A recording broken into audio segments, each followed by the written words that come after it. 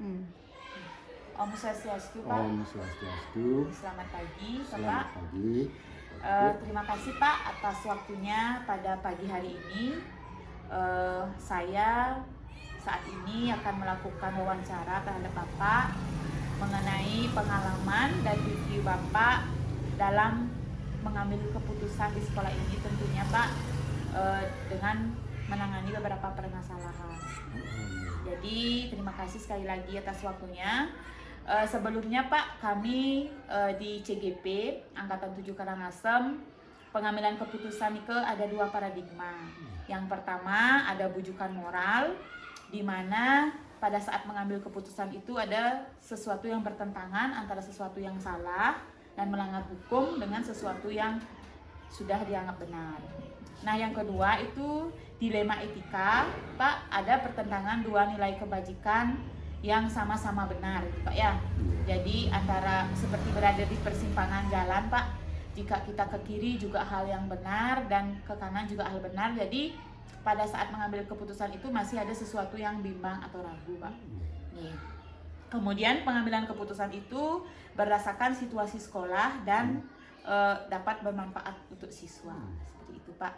Jadi saya mohon pengalaman Bapak, berbagi pengalaman dan reviewnya dalam pengambilan keputusan di sekolah. Silakan, Pak. Oke, terima kasih atas waktu yang diberikan untuk mengevaluasi. Memang sejauh ini banyak kasus-kasus di sekolah dan sering terjadi kasus di sekolah itu yang selalu bertentangan antara hukum dan antara moral, antara kepentingan dan antara yang kekurangan. Satu contoh kasus pembulian yang sudah ngetren di mana-mana termasuk di sekolah kita, walaupun belum begitu kentara di sekolah kita, tapi masih ada contoh kecil pembulian itu sementara masih ada di sekolah ini, tapi sifatnya masih kecil. Itu satu contoh. Memang bertentangan mana yang hukum, mana ini sering tuh.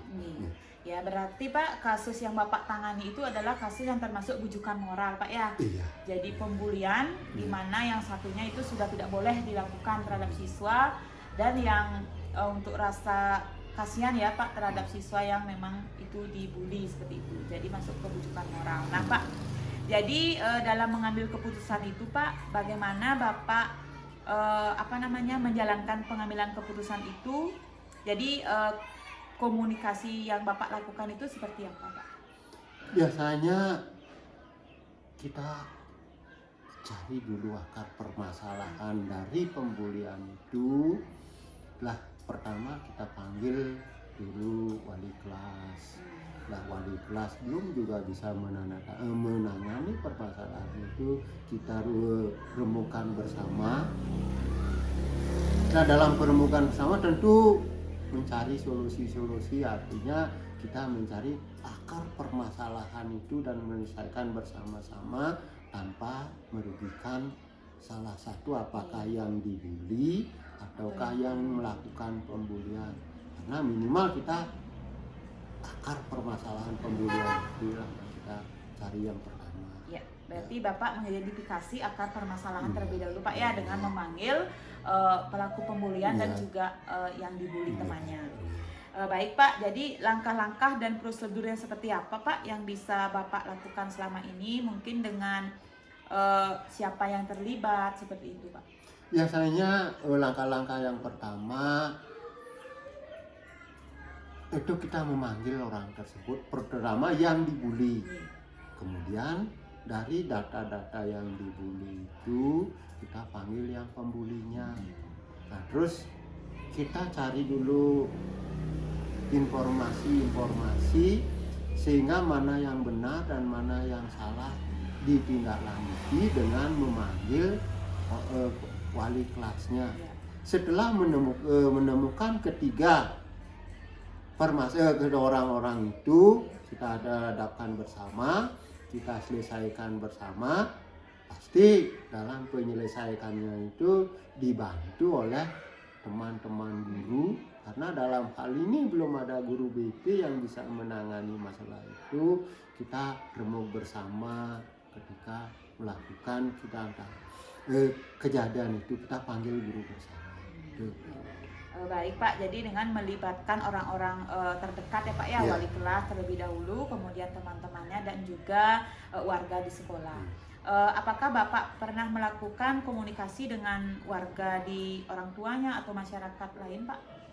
Nah, selama permasalahan itu bisa diselesaikan dengan baik di sekolah, kita belum sampai ke orang tua murid. Tetapi kalau seandainya belum bisa menyelesaikan, pasti kita pertama orang tua kita panggil. Kalau orang tua belum juga bisa menyelesaikan, kita selesaikan melalui komite, dan tindak lanjutnya melalui kepala wilayah. Kita remukan bersama sehingga di dalam mengambil keputusan tidak ada keberpihakan antara satu yang terbuli atau yang pembulinya, sehingga pelaksanaan pemberian hukuman atau itu sama-sama menguntungkan. Baik Pak, jadi Bapak mengambil keputusan dengan tidak merugikan salah satu pihak Pak ya. Jadi Bapak kasusnya tergantung kompleks kasusnya Pak ya. Jika memang itu bisa diselesaikan di sekolah, jadi diselesaikan di intern saja. Terima kasih Pak. Nah kemudian Pak, dalam mengambil keputusan tersebut Pak, ada tidak cara efektif mungkin yang Bapak lakukan saat mengambil keputusan itu? Misalnya komunikasi yang Bapak lakukan itu seperti apa Pak? Untuk komunikasi kita biarkan langsung secara tatap muka aja, ya, sehingga di antara yang terbuli atau yang tidak dibuli tidak ada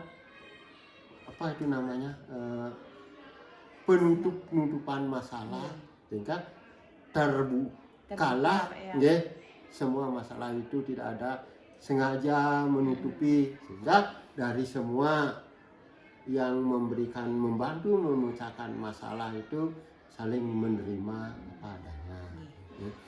Baik Pak, jadi tidak ada yang ditutup-tutupi ya Pak ya, jadi terbuka antara kasus yang Bapak tangani. Nah kemudian Pak, dalam pengambilan keputusan tersebut, apakah ada kendala atau tantangan yang Bapak hadapi Pak? Tantangannya pasti ada, kendalanya pasti ada, tetapi selama ini bisa ditangani dengan permasalahan dan bisa berjalan dengan lancar. Pasti itu ada. Kemudian Pak, nah dalam pengambilan keputusan tersebut, apakah Bapak langsung mengambil keputusan tersebut, apa Bapak membuat jadwal dengan misalnya depending permasalahan tersebut atau seperti apa Pak? Itu tergantung dengan besar kecilnya satu permasalahan atau darurat dan tidak daruratnya permasalahan itu. Kalau seandainya satu contoh dengan sangat mendesak, kita hari itu juga kita selesaikan secara bersama teman-teman. Tapi sepanjang bisa memungkinkan kita ambil secara cepat, kalau tidak mungkin ada waktu-waktu tertentu kita berikan jadwal. Ya, berarti tergantung kompleksitas permasalahannya Pak ya. Jika urgent, Bapak segera mengambil keputusan tersebut. Baik Pak. Nah kemudian Pak, dalam Bapak mengambil keputusan tersebut, adakah seseorang Pak yang membantu mempermudah Bapak dalam pengambilan keputusan ini? Sangat ada, terutama teman-teman saya di sini sangat membantu. Dari guru, ada penjaga, semuanya membantu. Nah, tanpa informasi dari beliau-beliaunya itu kita tidak bisa mengambil keputusan yang bijaksana. Dengan masukan dari teman-teman, lebih mudah permasalahan itu diselesaikan secara bersama. Berarti dibantu sama rekan kerja Pak ya, dengan juga warga sekolah. Kerja sama warga sekolah juga. Ya, kolaborasi ya Pak ya. Baik Pak, jadi mungkin ini pertanyaan terakhir dari saya Pak. Nah, dalam pengambilan keputusan beberapa kasus yang Bapak lakukan, mungkin ada kesan atau pengalaman Bapak dalam hal tersebut Pak? Kesannya sangat banyak, sehingga dengan kerjasama yang baik bersama teman-teman, mudah-mudahan tidak ada permasalahan di kemudian pasti ada permasalahan yang berbeda, sehingga bisa dalam menangani permasalahan itu bisa dengan selektif, sehingga lebih bijak dan lebih adil, bisa permasalahan itu bisa terselesaikan. Gitu. Ya, baik Pak. Jadi pengambilan keputusan yang Bapak lakukan sudah diterapkan dengan tidak merugikan satu Iya. pihak Pak ya. Iya. Kemudian berpihak kepada siswa. Iya. Pak, jadi yang Bapak sampaikan tadi itu sangat berkaitan sekali dengan apa yang saya dapatkan di pelatihan CGP Pak. Jadi pengambilan keputusan sesuai dengan 4 paradigma, kemudian 3 prinsip dan 9 langkah pengujian Pak, dengan siapa yang terlibat, kemudian bagaimana siapa-siapa yang membantu, itu sudah sangat berkaitan dengan apa yang saya dapatkan di pelatihan. Pak, pada kesempatan ini saya mengucapkan terima kasih. Apa yang Bapak sampaikan tadi semoga dapat menginspirasi saya dan bermanfaat bagi saya untuk meneruskan pendidikan ini, Pak. Ya, ucapkan Bapak selaku pengomong di sekolah di sini SD 2 itu merasa bangga terhadap Dut dapat mengikuti pelatihan CGP. Mudah-mudahan kegiatan ini dapat terselesaikan pada batas waktu yang telah ditentukan dan dapat mengimbaskan pada teman-teman sehingga dapat memajukan pendidikan baik akademik dan non akademik di sekolah ini dan maju terus. Semangat ya. Sama Pak, Ya, terima kasih. itu aja. Sama. Ya. Selamat siang Bu Eka. Selamat siang Bu Eka. Terima kasih atas waktunya. Pada kesempatan ini saya mohon izin kepada Ibu untuk melakukan wawancara terkait dengan tugas saya di CGP Angkatan 7 Karangasem. Pada kesempatan ini saya mewawancarai Ibu tentang review atau Ibu berbagi pengalaman dengan pengambilan keputusan yang tentunya sering Ibu lakukan di sekolah ini. Nah, pada pelatihan CGP kami, pengambilan keputusan itu ada 2 paradigma, yaitu yang pertama bujukan moral dan dilema etika. Nah, bujukan moral itu di mana Ibu mengambil keputusan, yaitu ada 2 hal yang bertentangan. Jadi sesuatu yang memang benar, yakin benar, dan sesuatu yang salah. Nah, untuk paradigma yang kedua, yaitu dilema etika, jadi pengambilan keputusan itu ibarat berada di persimpangan jalan ya Bu ya. Jadi kita ke kanan juga ada sesuatu yang benar, ke kiri juga seperti itu. Nah, jadi di mana pada saat mengambil keputusan tersebut Ibu merasa ragu atau bimbang, jadi antara memilih yang mana seperti itu. Nah, kemudian tentu dalam pengambilan keputusan ini Ibu dibantu oleh Dewan Guru, juga staf sekolah, kemudian juga memperhatikan lingkungan sekolah, terutamanya khusus untuk siswa terkait dengan pembelajaran saat ini, yaitu pembelajaran yang berpusat pada siswa, seperti itu ya. Jadi saya mohon Ibu bisa berbagi pengalaman terhadap pengambilan keputusan tersebut. Persilakan Bu. Kalau di masalah yang ambil yang dekat-dekat ini tentang anak yang kurang mampu. Jadi ada sebuah kasus di mana anak ini memang benar-benar kurang mampu. Caranya dia mengetahui apakah benar dan memang benar-benar anak itu membutuhkan, yang tanya dulu sama walinya, sama ya komite dan masyarakat yang memang dekat dengan anak tersebut, memang anak itu kurang mampu. Nah, dilema saya di sini yaitu di mana anak itu memang harus menggunakan, bukan harus ya, kalau memang dia tidak menggunakan pakaian seperti teman-temannya kan dia agak minder, nggak mau sekolah, sedangkan dia tidak mampu untuk membeli. Nah, di sini saya sudah dapat memberikan keputusan di mana anak itu dia bisa menggunakan pakaian seragam tapi tidak terlalu membebani anak Niki. Nah, pertama yang kasih anak itu untuk mencicil berapa kali berapa mampunya, tapi sudah dikasih jalan seperti itu juga anak ini juga kurang mampu. belanja bekal saja kadang-kadang anak ini tidak bawa. Nah, yang juga sudah usahakan untuk di desa ada bantuan seperti itu. Cuma di desa seringnya ada yaitu bantuan untuk anak kurang mampu tapi berprestasi. Nah, di sini dia harus bisa membantu anak-anak tersebut. Kemudian harus memang biar dia bisa juga menggunakan pakaian anak ini segera, dia kasih itu segera bajunya. Kemudian memang kalau memang udah tidak bisa, yang remuk dengan guru-guru, dengan teman-teman, di sana ada keputusan kita bersama, kita bantulah, kita kumpulkan uang. Memang ada beberapa juga anak memang kurang mampu juga selain anak itu. Nah, ini kalau saya kasih ini anak yang satu ini, yang lain kan kasihan juga, ada rasa kecemburuan anak ya. Jadi mungkin ini yang kumpulkan ini uangnya dari uang yang memang dari pribadi guru.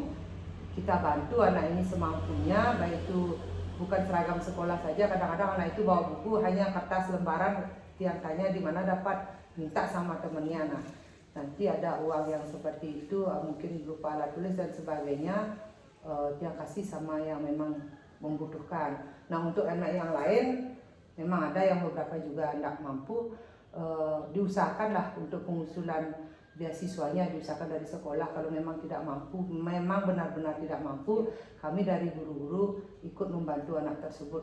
Jadi sebelum dibantuan tersebut, saya mengumpulkan informasi memang yang benar-benar tidak mampu dan membutuhkan bantuan dari kami. Nah, dilemanya itu dah masalahnya, kita mengharuskan, mewajibkan anak itu memang menggunakan pakaian. Nah, di sisi lain dia membelinya kurang mampu. Kita juga tidak berani ini harus hari ini membeli, tidak boleh seperti itu. Nah, itu makanya kami berikan dulu bajunya terhadap anak itu. Nanti solusinya kita buat belakangan. Setelah itu udah solusi gini, kita tidak lagi menuntut anak itu untuk membayar baju tersebut. Kita nih solusinya. Oh iya, baiklah Bu. Berarti permasalahan yang ada di sekolah Ibu ini adalah siswa yang permasalahan seragam sekolah ya, karena siswa tersebut tidak mampu. Ya. Nah, jadi apa yang sudah Ibu paparkan tadi itu merupakan identifikasi kasus ya Bu ya. Jadi Ibu sudah mengidentifikasi kasus-kasus yang salah satunya adalah seragam sekolah karena anak itu tidak mampu. Nah, jadi Bu, selama ini jadi bagaimana Ibu menjalankan pengambilan keputusan tersebut yang sama-sama benar ya Bu ya. Jadi permasalahan ini kan termasuk ke dilema etika ya Bu ya, antara rasa keadilan kemudian dengan rasa kasihan terhadap siswa tersebut. Nah, jadi pengambilan keputusan yang Ibu ambil dengan adanya dua dilema ini, jadi rasa kasihan kemudian rasa keadilan. Jadi bagaimana Ibu mengambil keputusan tersebut yang sama-sama mengandung nilai kebajikan. Jadi permasalahannya, jadi komunikasi yang Ibu lakukan itu seperti apa bersama staf mungkin atau orang tua, jadi itu seperti apa? Nah, di sini kan ada komite sekolah, jadi juga ada dari kini Kawil. Kami sebelum tahun ajaran baru itu tetap melaksanakan ada rapat komite. Yang di rapat komite itu kami tetap mengundang Bapak Kawil. Jadi dari sana kami mendapatkan memang data siswa yang benar-benar tidak mampu ya. Kemudian dari hasil tersebut kami rembukan dan solusinya bagaimana caranya membantu anak tersebut. Yang pertama itu tadi sudah diusahakan untuk dapat beasiswa. Kalau memang tidak dapat beasiswa, di sini ada misalnya pakaian atau seragam sekolah atau yang lainnya yang memang udah tamat, misalnya ini udah tamat dari sekolah kan tidak menggunakan lagi. Nah, pakaian itu kalau memang dia jenis kelaminnya udah sama itu bisa dipakai. Ada beberapa anak-anak dari kami memang tidak kami haruskan membeli baju, tapi yang sudah tamat itu memberikan kepada anak yang kurang mampu tersebut pakaiannya. Baiklah Bu, jadi pengambilan keputusannya itu melalui rapat komite ya. Kemudian dengan Kawil juga mengikut sertakan ya. Karena yang paling tahu keadaan warga di sini kan memang Kawil ya. Termasuk juga guru yang memang asli dari sini yang minta itu koordinasi dulu sebelumnya. Jadi melalui rapat komite ya. Jadi untuk mengetahui informasi bahwa siswa yang benar-benar tidak mampu. Untuk selanjutnya Bu, langkah-langkah atau prosedur seperti apa yang Ibu lakukan selama ini? Misalnya langkah-langkah kadar kompleks permasalahannya. Misalnya yang pertama tadi Ibu mengatakan bahwa rapat komite. Nah, langkah apa yang akan Ibu ambil selanjutnya setelah menemukan solusi dari hasil dari rapat tersebut? Nah, dari hasil tersebut seperti ini ada yang memang peduli dengan yang punya grup peduli pendidikan di SD 3 Mertubuana. Ada beberapa itu memberikan sumbangan-sumbangan ya berupa dana, baik itu alat-alat sekolah dan sebagainya. Ada di sini itu grupnya yang bentuk peduli pendidikan SD 3 Mertubuana. Dan ini ada rencana ini juga mengumpulkan alumni-alumni di sini mungkin bisa membantu anak-anak seperti ini dan dari masalah tiap kumpulkan yang memang benar-benar memerlukan. Kemudian yang kedua dari komite ini idenya dari komite, Bu, kita bentuk untuk mengumpulkan anak-anak alumni. Bagaimana kalau ini termasuk ada pelinggi dan sebagainya, memang dibantu oleh yang memang peduli pendidikan di 3 Mertubuana. Dia tetap koordinasi dengan meskipun tidak anggota pengurus komite, tapi memang ada beberapa orang yang memang peduli dengan pendidikan di 3 Mertubuana. Ya, terima kasih Bu. Jadi Ibu melakukan komunikasi yang harmonis ya sama stakeholder juga Bu ya, tokoh masyarakat.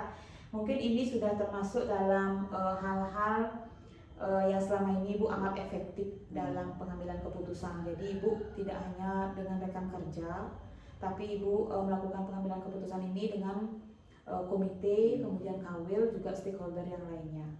Nah, kemudian hal-hal apa saja mungkin ada tantangan Bu dalam pengambilan keputusan ini.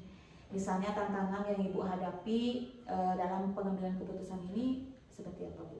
Tantangannya itu dah atau kendala, ya, kendalanya nih kadang-kadang kan kalau yang satu dibantu ini ceritanya ya.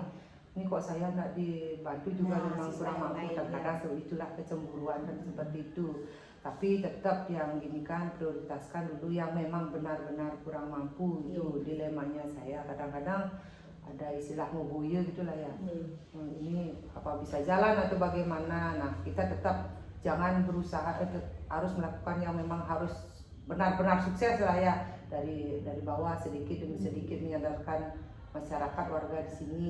Oh, ini yang memang benar-benar dia memerlukan, pasti dia dulu biar tidak cemburunya itu ya. Itu kadang-kadang kan namanya sifat orang. Nah, sehingga dia sadar lah, oh saya masih bisa kerja seperti ini, anak saya masih bisa saya biayai. Nah, dia tidak terjadi kecemburuan seperti itulah yang perlu rapat bukan komite saja, tapi dipertemukan semua orang tua untuk membuat ya saling birasi itu maksudnya. Oh saya gini yang mana bisa yang memang benar-benar harus bantu itu dulu dibantu ya. Yang bisa membantu juga meskipun itu tidak seberapa, tapi tetaplah itu sebuah bantuan yang bisa membantu gininya kekurangan orang lain gitu.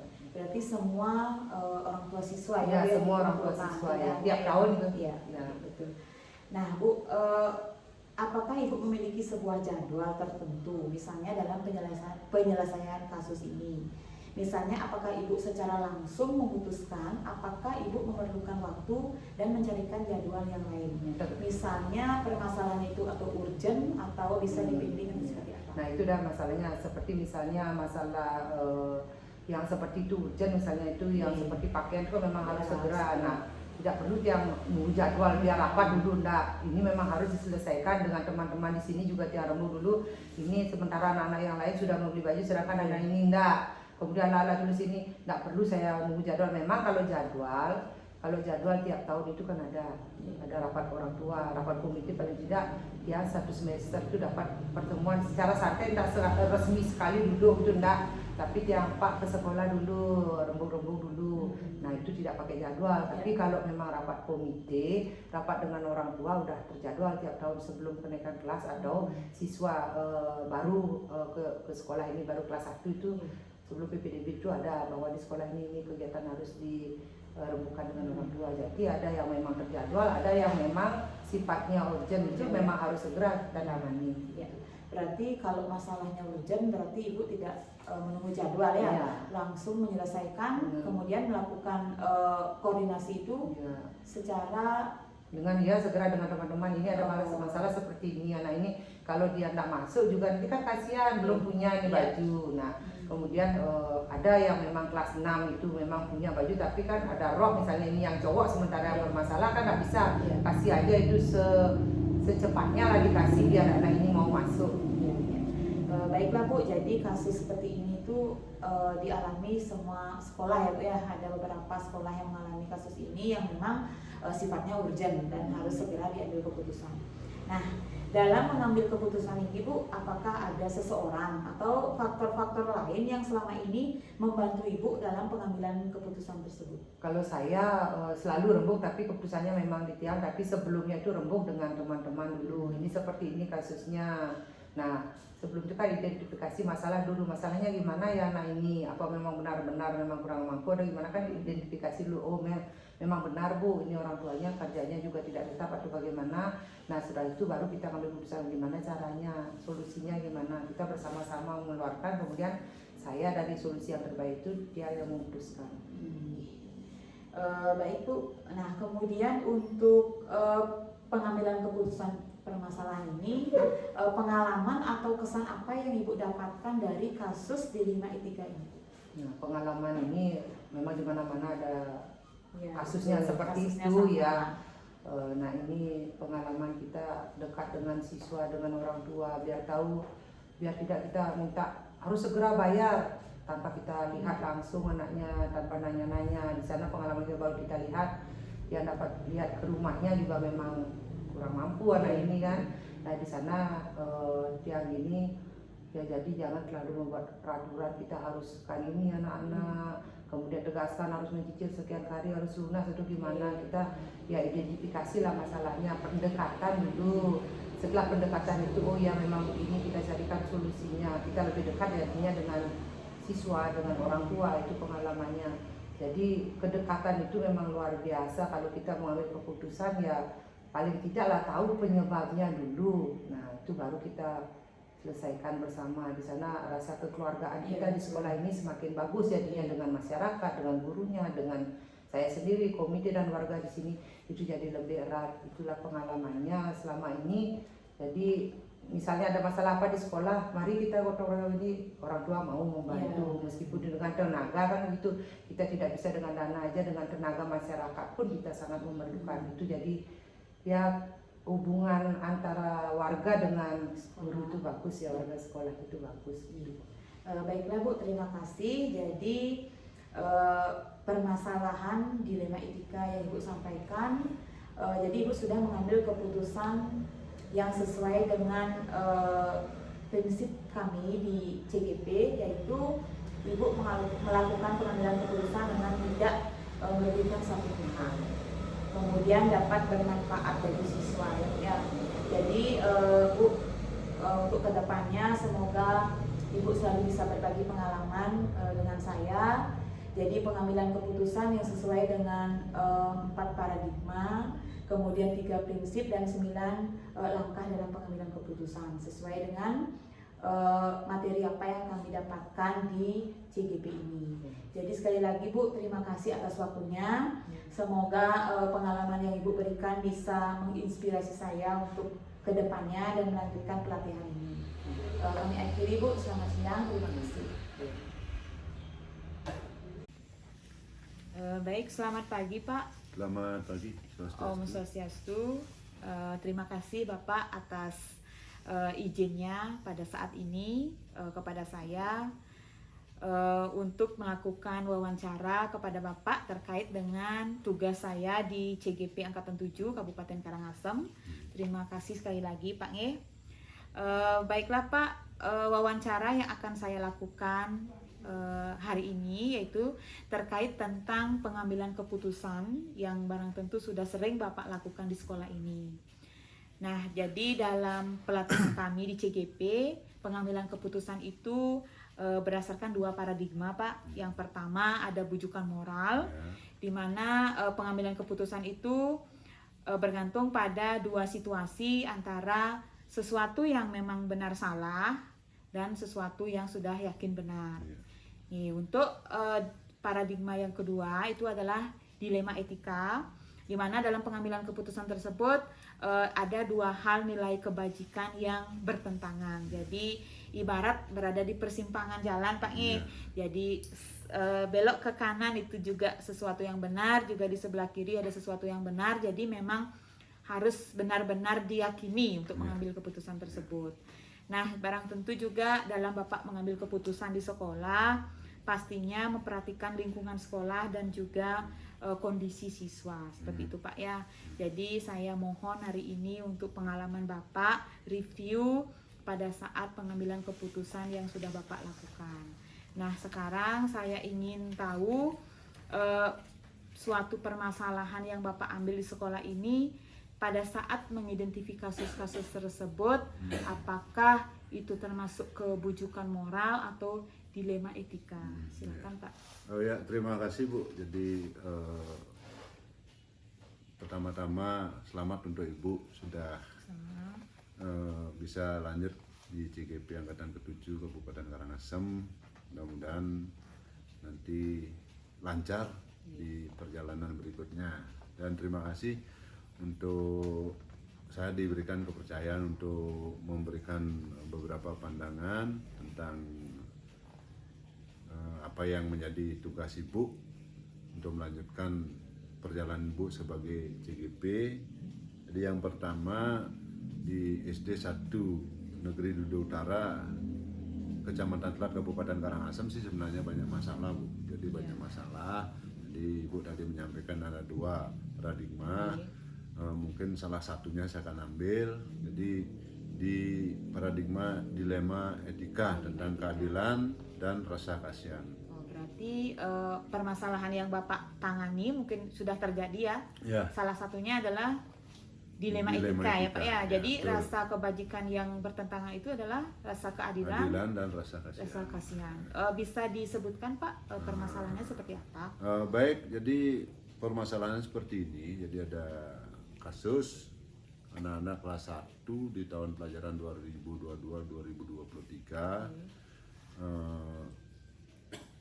Di kelas 1 ada 1 siswa yang walaupun anak itu sudah tamat TK tapi mungkin kemampuannya tidak maksimal sehingga salah satu anak ada yang tidak bisa baca.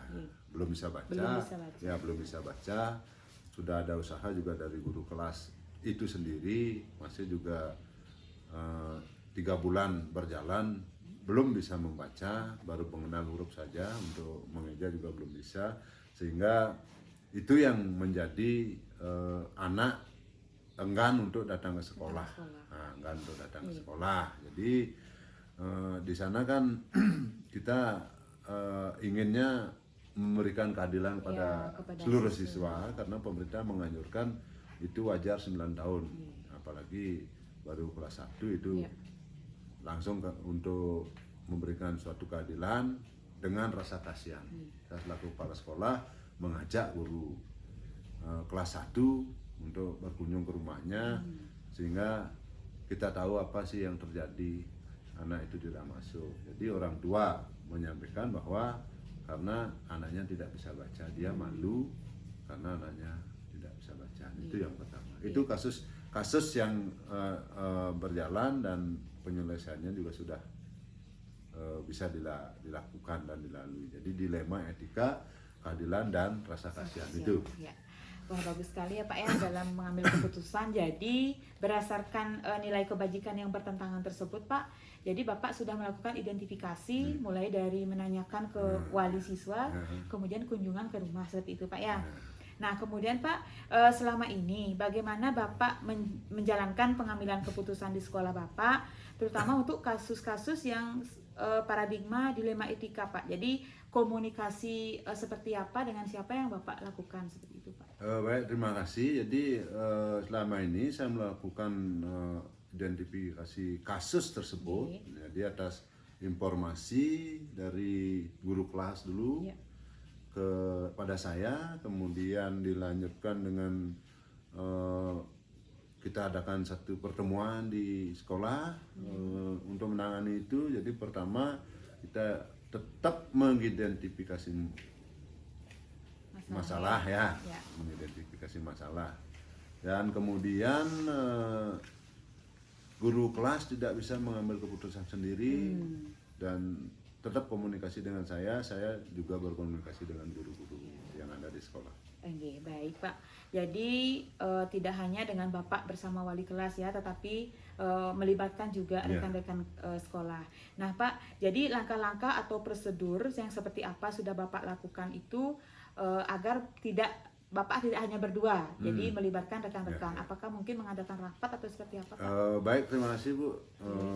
Menyambung apa yang saya sampaikan tadi, Ya. tentunya saya dan guru kelas tidak berani mengambil keputusan sendiri. Pastinya kita menentukan dulu penyebab masalahnya apa, kemudian menentukan siapa-siapa yang kita ajak untuk terlibat dalam hal itu, lalu menanyakan kepada orang-orang yang terdekat dengan keluarganya itu, dan berdiskusi dengan, tentunya berdiskusi dengan warga sekolah dulu. Ya, yang warga sekolah ya guru, kemudian ada tenaga kependidikan, kemudian kalau memang ada penjaga, dan tetap saya komunikasi dengan komite sekolah, komite sekolah, kemudian berkoordinasi juga dengan kepala dusun di lingkungan anak yang bermasalah tersebut. Nah, jadi itu. Kemudian setelah itu kita mengidentifikasi, kita menimbang permasalahan itu dari berbagai sudut, tidak dari satu. Jadi kita minta bantuan, kita minta masukan dari guru lain, dari guru kelas 1. Kemudian kita minta masukan atau informasi dari ketua komite, kemudian dari kepala dusun juga, dan tentunya di tetangga itu seperti apa sih keadaan di rumahnya, sehingga anak tersebut seperti itu keadaannya. Berarti Bapak melibatkan stakeholder juga Pak ya? Seluruh Ya, yang berhubungan. Seluruh lapisan masyarakat, juga komite, tidak lupa juga kepala wilayah seperti itu ya.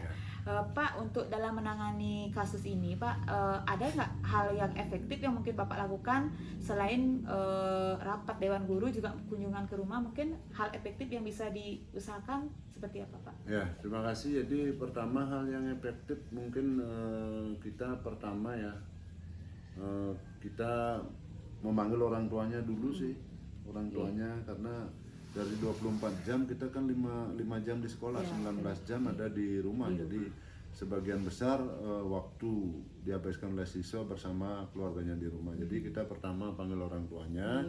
Kalau memang tidak hadir dipanggil satu kali, kita coba surati. Ini sudah berjalan ya, sudah berjalan. Kita surati sehingga orang tuanya hadir, kita ajak komunikasi di sana. Nih. Tapi tetap kita mengedepankan bagaimana kita berkomunikasi dengan orang tua supaya tidak ada ketersinggungan. Tidak ada ketersinggungan. Kalau kita berbicara bagaimana supaya orang tua itu nyaman dan bisa dia memberikan satu jawaban apa yang kita tanya.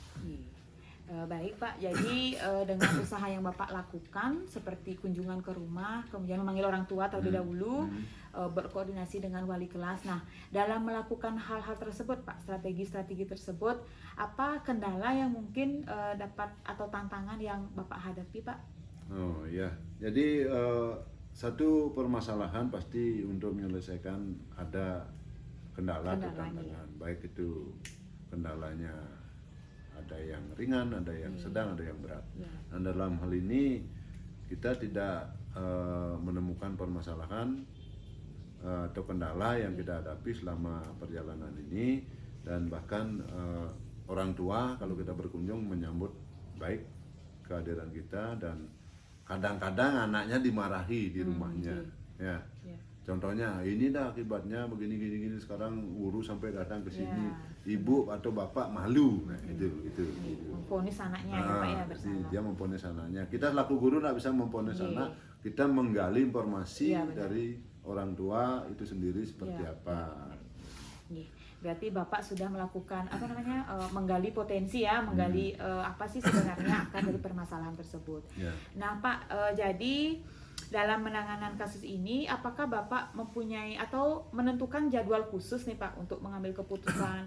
Apakah secara langsung pada saat itu Bapak mengambil keputusan, atau dipending dulu, memerlukan waktu untuk rapat, apakah masalah ini termasuk urgent atau bisa dipending seperti itu Pak? Ya baik, jadi setelah kita mendapatkan informasi dari keluarganya atau orang tuanya itu, karena orang tuanya yang setiap hari lebih banyak waktunya mengurus anak itu sendiri, jadi setelah kita mendapatkan informasi itu kita rembukan kembali di sekolah, bukan kita memutuskan sendiri. Saya sendiri tidak memutuskan, wali kelas juga tidak, jadi kita rembukan, kita sampaikan seperti ini hasil saya koordinasi dan komunikasi dengan orang tuanya, kita pecahkan bersama di sekolah gitu. Berarti pengambilan keputusannya biar tidak merugikan satu pihak ya Pak ya. Jadi informasi dari orang tua juga dan informasi dari rekan kerja. Nah Pak, berarti sudah langsung Bapak bisa menjelaskan bahwa yang terlibat dalam pengambilan keputusan ini siapa saja Pak? Yang terlibat yang pertama jelasnya lingkungan sekolah dulu, kemudian orang tua.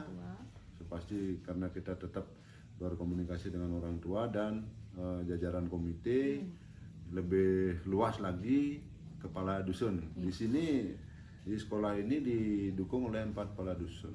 Jadi ada dusun Briana, Tukat Sabo, kemudian Prangsari Kelor dan Pegubukan. Ini bukan satu dusun yang mendukung sekolah ini. Nah jadi sekali lagi dalam pengambilan keputusan itu jelasnya kita memutuskan bersama, karena satu keputusan itu tidak bisa diambil oleh 1-2 orang. Karena yang terlibat adalah itu yang saya sampaikan tadi. Benar sekali Pak ya. Jadi semua pihak terlibat ya Pak ya, di luar sekolah juga di dalam sekolah. Dan kemudian Bapak mengambil keputusan yang bermanfaat bagi siswa itu sendiri. Nah Pak, mungkin ini merupakan pertanyaan terakhir Pak dari saya. Selama Bapak melakukan pengambilan keputusan di sekolah, mungkin Bapak sendiri punya pengalaman atau kesan yang bisa Bapak ambil. Mungkin nanti saya bisa terinspirasi dari pengalaman Bapak tersebut Pak. Baik, terima kasih. Jadi sebenarnya untuk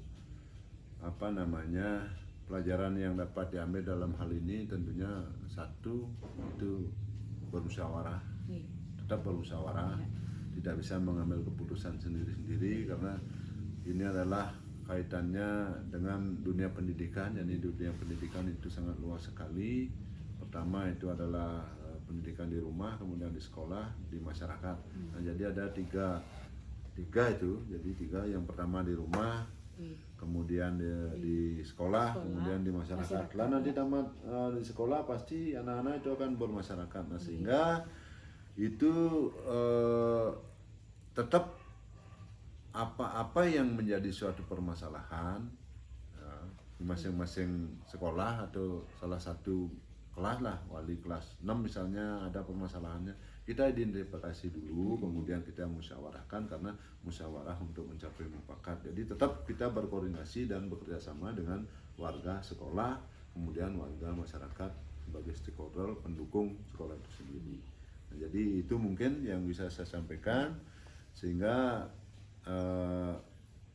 mungkin kalau memang di sekolah Ibu belum seperti itu, silahkan Ibu bisa diterapkan di sana. Iya, betul.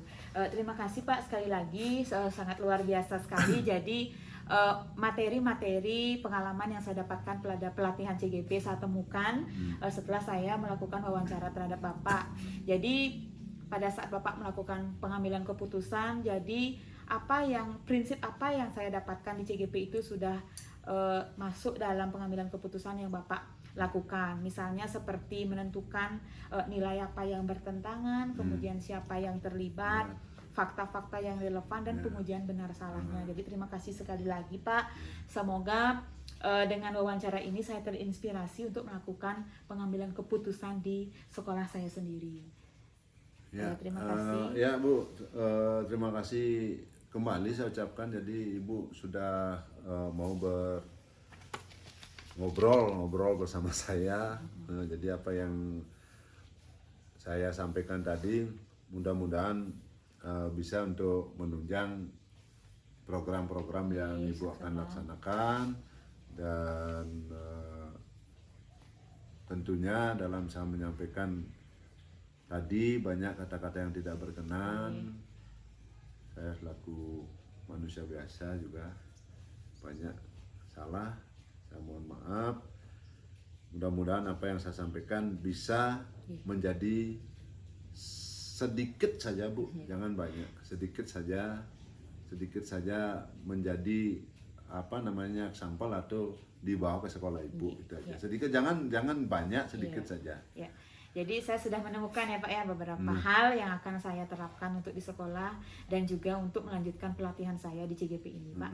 Sekali lagi saya ucapkan terima kasih semua atas dukungannya Pak selama ini untuk pelatihan saya, dan saya mohon pamit Pak. Selamat pagi. Saya tutup dengan Parama Santi.